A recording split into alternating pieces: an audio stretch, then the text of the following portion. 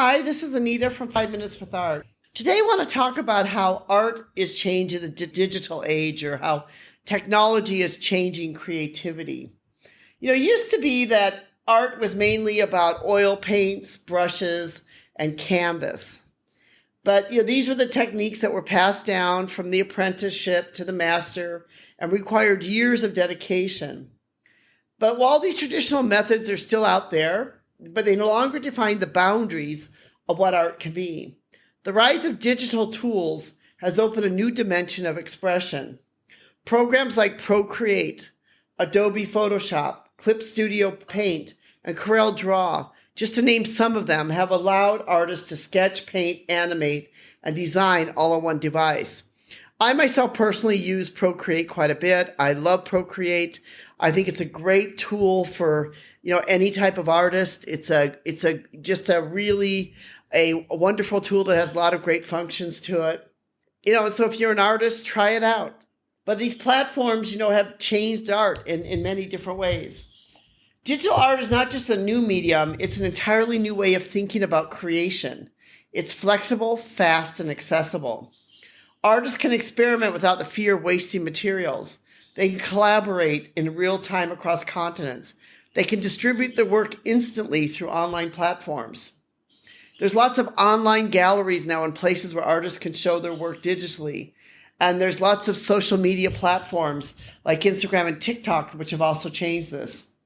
Digital tools allow experimentation that was previously impossible. I'd say sometimes when I paint, I will take a photo of the painting, and then if I want to change something, then I will do it digitally online and see, do I like this color? Do I want to change this? And then I change it. So it saves you some steps on the canvas itself. Another thing which is changing art is AI and creativity is a whole new frontier. This is also one of the most controversial and exciting developments in the art world is AI-generated art. I've actually used this quite a bit too, where I may have an AI-generated art and then I will add layer and canvas on top of the art and work with the art itself. AI doesn't necessarily replace creativity, but it's reshaping it. Artists can use AI to brainstorm concepts. They can generate textures, experiment with compositions, and even collaborate with algorithms to produce hybrid works. It's important to note that technology doesn't exist in a vacuum. These AI tools rely on human input and vision. So the best AI art comes from artists who treat the machine as a tool and not a replacement. And when you look at AI art, you can really tell that it's AI generated. That's been my own experience with it. You can see that it's been an AI sort of generated piece of art. But when an artist takes an AI image and then builds upon that image and puts hand painting on top of it, it can be very hard to tell whether that has been hand painted or AI generated. Technology is changing for things like it's pushing these new boundaries and environments like virtual reality, augmented reality, are becoming creative playgrounds for artists. That there's lots of 3D spaces, you can surround yourself with your work. There's lots of ways that, 3D and art and digital is being used. I think one of the great ways that I saw this was when I went to see Van Gogh immersive experience, which was called Beyond Van Gogh.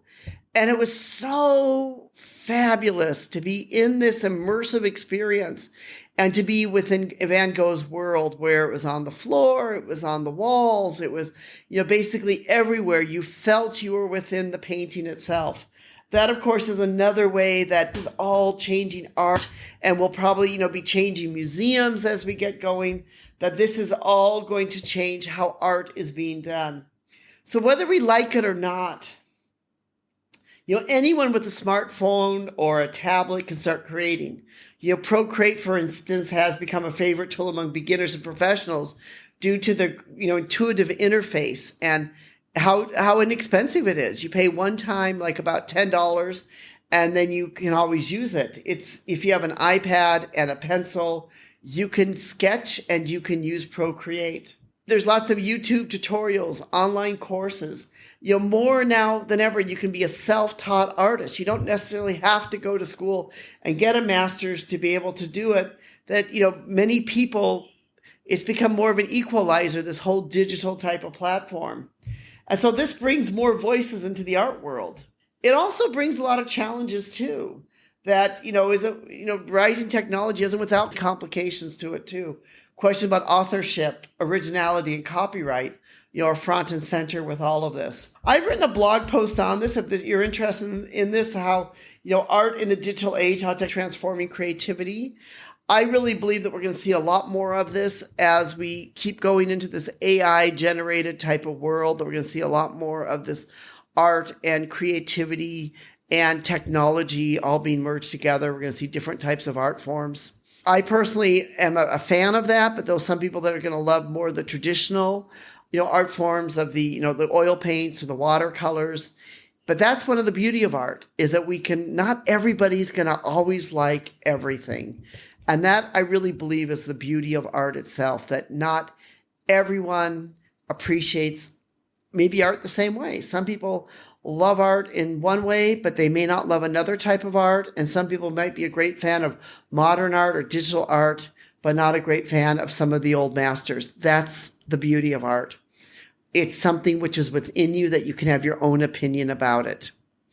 This is Anita from 5 Minutes with Art. Thank you so much for listening. We certainly do appreciate you. And we hope that you'll join with us and become part of our community as we explore art together. Thank you.